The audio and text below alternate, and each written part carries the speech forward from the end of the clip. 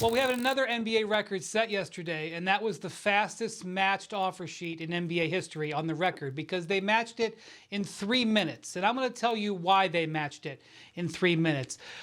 Over my 20 years covering the NBA, I have seen a number of offer sheets that are termed toxic offer sheets, which means that you put things in there that the team doesn't want to match.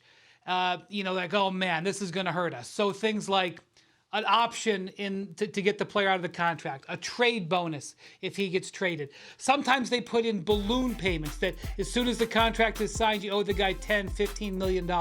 Sometimes they make it so that the guy can get out of his contract after 2 years. I've seen all of these things in offer sheets. This offer sheet had none of them. No bells and whistles. It was an instantaneous match from the Suns. So you say to yourself, well, why did the Pacers do this? Why did they even think that there'd be an issue that they would not match this? And the reason has to do with Kevin Durant, which is the bigger narrative that we're looking at here. The Pacers were wondering if the Suns would not match on this because they thought it limited their options in trading for Durant. Durant is sitting out there. The Suns have had talks with the Nets. They have made an offer.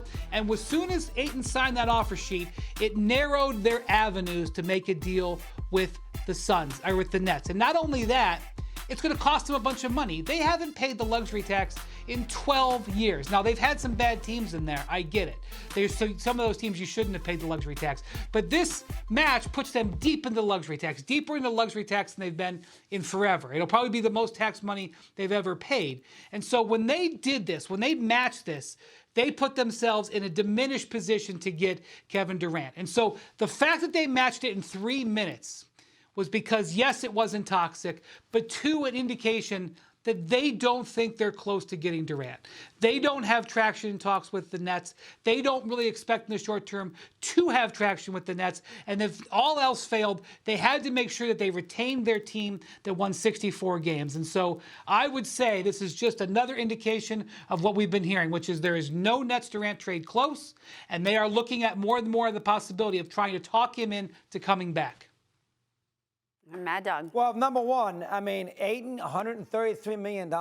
When you pay a center that kind of money, you better be able to win a championship with him. You know, what would Kareem get paid if you look at Kareem? I mean, he's a nice player. I get it. He's a nice player. Kareem? Well, hold on now. Don't go there, Dom. I'm sorry. We're going to have some issues with you today. I'm sorry. Okay, I'll be quiet. Don't go bad, Kareem. Not Kareem. Not Kareem.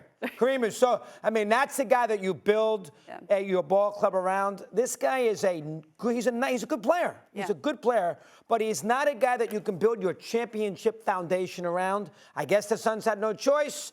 They can't lose him for nothing. Boom, they give him all that money. Remember, he had a big fight with Monty Williams at the end of Game 7. He didn't play in the second half. That's a very bad sign. Arizona never did anything in the NCAA tournament. Keep that in mind, too. Kareem won 3 championships at UCLA. Yeah. I mean, so there are so many issues there that I don't love about the contract. So I am not a big believer. I think he's a nice player. Yeah. But nice players getting $133 million and screwing up your team salary cap-wise, I got issues with. Your turn. All right. Are you trolling me? Like, you're just going to come out with Kareem off the top? Like, of course, if only people that are worth $133 million is Kareem Abdul-Jabbar, then nobody gets it. It's like LeBron, KD, and that's it. But Deandre Ayton, in the modern game, like, I feel like he is more than worth it because it seems like modern basketball, you need a big who can protect the rim and can't be switched off the floor in the perimeter. He can do that. Also a big who is not a liability offensively. He's a plus offensively. Like, he has the range and the athleticism to help a team offensively, and he can't get played off the floor. Like, if you look at the NBA, that's what happens with a lot of the big men is they get played off the floor because either they are in trouble on the perimeter if they get switched and pick and roll, or no one has to guard them on the defense or on the offensive end of the floor. He does both of those things. There aren't a lot of centers in the league that can do that. And I understand, I agree with you. He's not a build around him type of guy, but he's a big 2, big 3 type of player. This team was the best team in basketball. They were the favorites to win the championship last year. And the year before that, they had a 2-game lead in the NBA Finals, and a lot of that was because of Deandre Ayton. So if you're going to be comparing players, you're setting the tone. We're comparing players to Kareem Abdul-Jabbar, then we can't talk all day. Wendy, please, you're going to have to debate him. I'm going to go home and start my weekend early if I if we have to compare everybody to all-time greats from here on out. Thanks for watching ESPN on YouTube. For live streaming sports and premium content, subscribe to ESPN Plus.